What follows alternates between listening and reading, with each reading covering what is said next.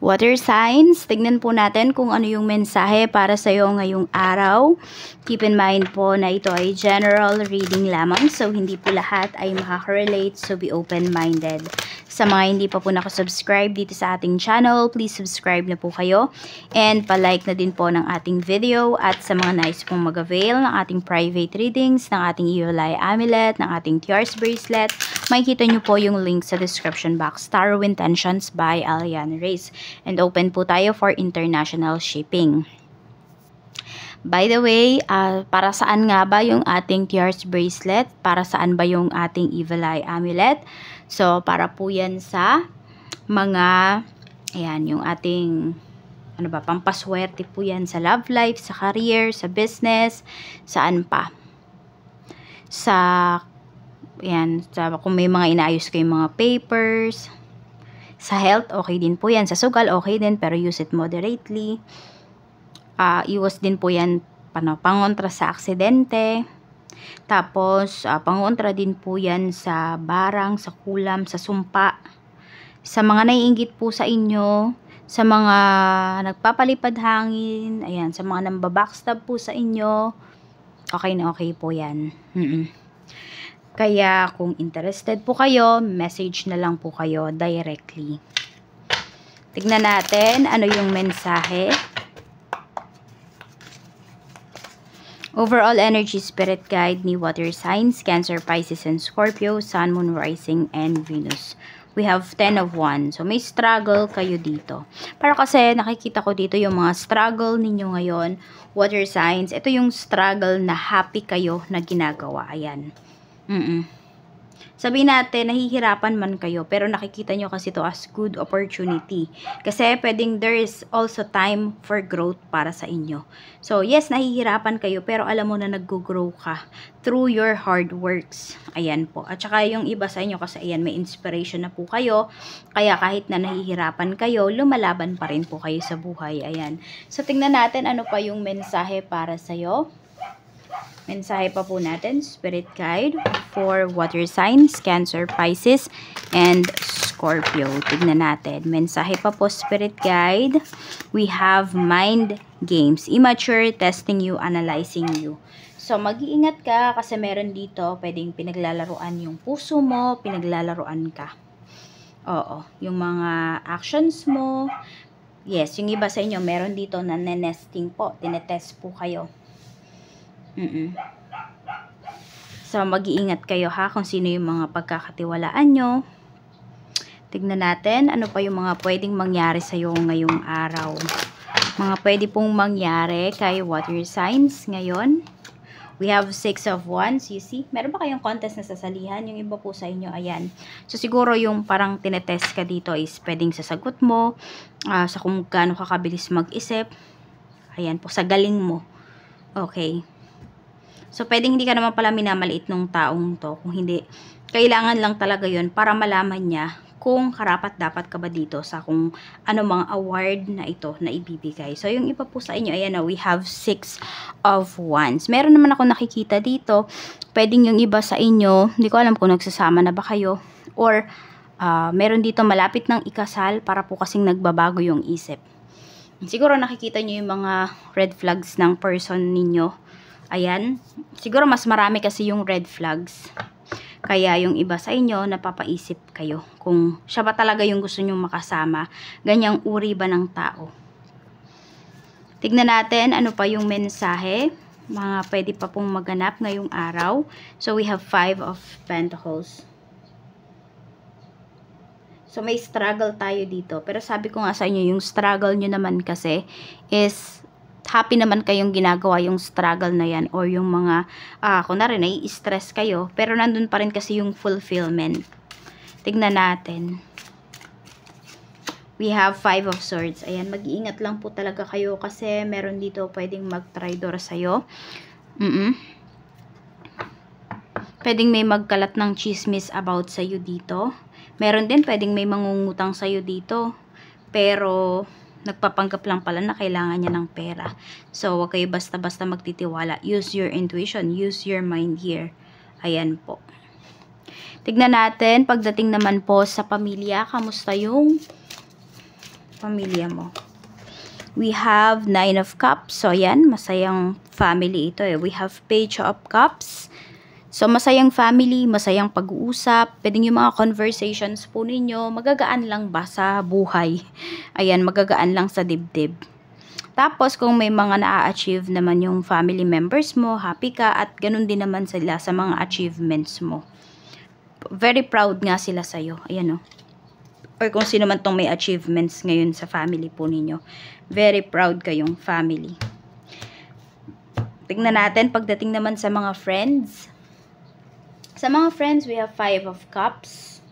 May nagre-regret dito. We have 7 of Wands. Meron bang nag-away dito?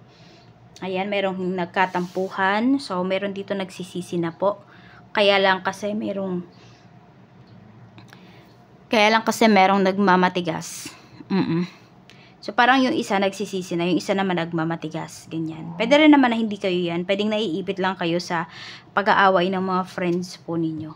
We have 7 of Cups. Ayan, parang hindi mo na tuloy alam kung ano ba yung gagawin mo. Kasi ganito, parang kapag may kinausap kang isa, iisipin ng isa, may kinakampihan ka.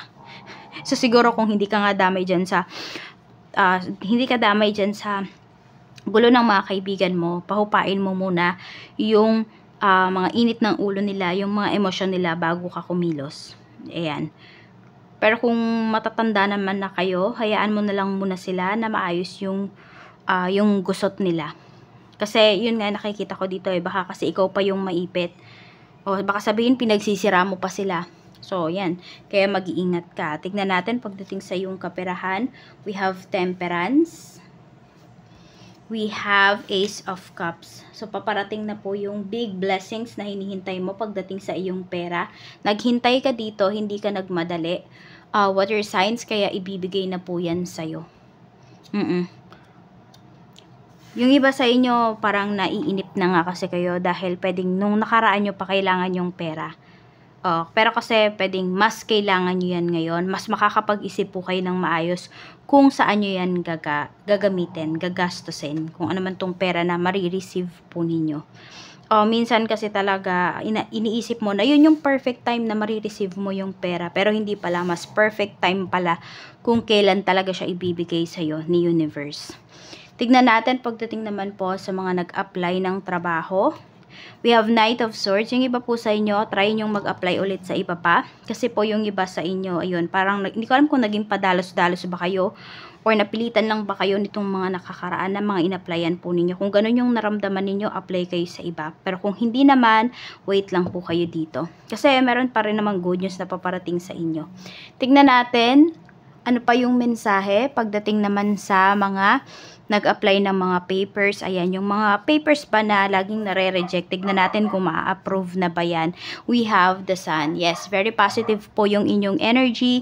Yes na yes po yan. Ma-approve na po yan. Tignan natin. So, wag nyo na lang munang ibalita. Kunwari, na-approve talaga siya. Wag nyo munang ibalita sa iba. Oo. Parang kunwari, di ba kung papeles nga yan, sabihin natin kung talagang final na yan, yung iba sa inyo kung nakaalis na kayo ng bansa or nakakapag-work na kayo ng maayos, tsaka nyo na lang po i-share para hindi siya ma-evil eye. Tignan natin pagdating naman po sa iyong pagdating naman sa trabaho, sa mga may current job. We have Queen of Swords.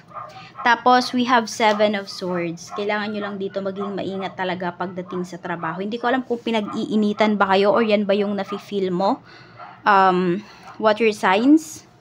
Kasi ayan parang laging meron dito mainit yung ulo sa inyo. Parang lagi kayong binabantayan. Oo. Ayan, natutuwa naman din yung iba sa inyo pagdating dito sa trabaho kasi pwedeng nabibili nyo naman po talaga yung mga gusto po ninyo. At saka yun, parang sabihin natin kung may nagbabantay man sa'yo dito or may feeling boss man dito. Masasabi mo naman na sulit naman po yung iyong mga pinaghihirapan or kung may stress ka man nararanasan towards dun sa isang tao na yun. Ayan po. So, well compensated naman po yung iba sa inyo. Tignan natin pagdating naman po sa mga nagbabalak mag-business. Yung business ba na iniisip mo, yan ba yung magpapayaman sa'yo? Yes na yes po. So, i-pursue nyo na po yan. Yung iba sa inyo, parang matagal nyo nang pinag-iisipan yan. Yung iba naman sa inyo, matagal nyo nang naisip yan, pero medyo kulang pa kayo pagdating sa, sa puhunan. So, start small lang muna. Lalo na kung hindi nyo pa naman gamay yung isang negosyo. Doon kayo mag-expand kapag nagamay nyo na. Mas maganda po yung ganun mag-start kaysa yung bobonggahan nyo kaagad, yung lahat ng ipon nyo, 'di ba? Doon nyo ilalaan sa negosyo, medyo mahihirapan po kayo pag ganun. Paano pag hindi naging successful? Hindi naman sa pagiging negative, pero doon lang tayo sa reality, lalo na kung hindi nyo paggamay yung isang negosyo. Tignan natin pagdating naman po sa mga may current business, kamusta yung sales? We have 2 of swords. Medyo, hindi okay yung natin dito. Yan, yung sales ba? Ayan, medyo nai-stress yung iba sa inyo ngayon pagdating sa sales ng inyong business. So, hindi talaga siya okay na okay. Nahihirapan yung iba sa inyo. Tapos, yung iba naman sa inyo, parang nanghihinayang yata kayo dito. May panghihinayang kasi na pinapakita. Hindi ko alam kung anong product pa itong binili ninyo. Ayan, or pinuhunanan po ninyo na parang feeling mo hindi bumabalik. So, i-market nyo po ng maayos yung inyong business. For some of you kasi parang dun lang kayo nagkukulang. Tsaka yung iba, yung mga pinagkatiwalaan yung tao pagdating dito sa business, medyo, ayan po. Parang hindi kayo, para bang hindi nyo ba sinunod yung intuition po ninyo. Tignan natin, pagdating naman po sa love life, ayan, sa mga single. Tignan po natin yung energy. Sa mga single po, kamusta? Magkakaroon ka na ba ng love life? We have 4 of swords. Yung iba po sa inyo, ayan, mukhang wala pang balak. Pwedeng happy or meron kayong peace of mind. Kaya po, ayan, parang ayaw nyo na may gumulo pa sa buhay po ninyo. Ayaw nyo na may manggulo pa sa tahimik ninyong buhay. So, for some of you, water signs, kontento naman po kayo na single sa ngayon. Tignan natin sa mga single mom, single dad. Ayan. Tsaka sa mga byudo at byuda, may seryoso ba sa inyo? We have the magician. Medyo mag-iingat lang po kayo dito. Kasi, ayan, yes, pwede pong may seryoso sa inyo.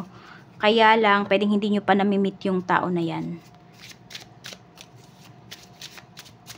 Tignan po natin, pagdating naman po sa, okay, medyo mag-ingat kayo sa mga tao na parang puro pangako sa inyo ha. Yung kunwari isang taon na kayo magkarelasyon, wala pang nangyayari dun sa mga pinangako niya, ay hindi po yan seryoso sa inyo. Tignan natin, kahit mga simpleng pangako lang, hindi niya natutupad. Mag-isip-isip na po kayo. You know your priorities. Tignan natin, pagdating naman po sa mga married, sa mga in a relationship, love energies, we have King of Wands. Meron tayo ditong 6 of Swords. So, tahimik lang naman yung relationship. Ayan po. Yung person mo, pwedeng tahimik lang siya. Yung asawa mo, ganyan din. Pero, parang tahimik, pero ginagawa naman po yung tama pagdating dito sa inyong relationship. Yun kasi, parang hindi ko nakikita na maingay yung inyong relasyon. Very, parang very private kayo ng asawa mo, ng person mo. Pwedeng hindi rin kayo mahilig mag-post sa social media. Pero, kasi King of Wands is ma-effort naman po yan. Hindi nga lang siguro talaga masalita, pero more on actions. Kung iniisip mo naman, kung meron bang iba, tignan natin, meron bang ibang involved dito sa inyong relationship, may third party ba? We have the Star, wala naman po. Kung nagkaroon man ng issue before, ngayon wala na, naayos na yun ang person mo. So, ayan lang po, maraming salamat, mag-iingat po kayo always, and more blessings to come.